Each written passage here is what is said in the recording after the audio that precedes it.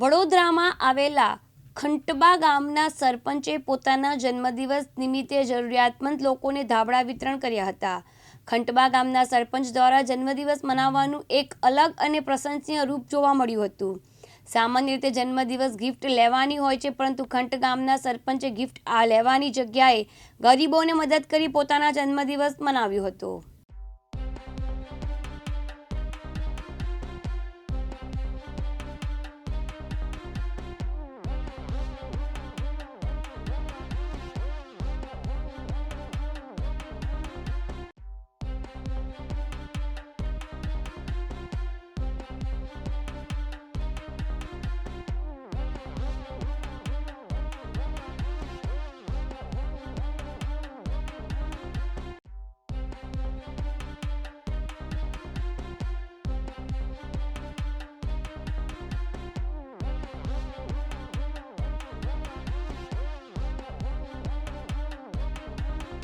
અને એ બધા મારા મિત્ર જ છે નાનપણના।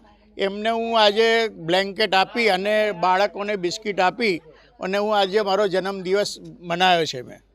અને બીજું કે આજે મારા જન્મદિવસની ધારાસભ્યએ બી મને નોંધ લઈ અને અમને જે યાદ કર્યા છે, હું ધારાસભ્ય શ્રી શૈલેષભાઈ સોરઠાને અભિનંદન પાઠવું છું।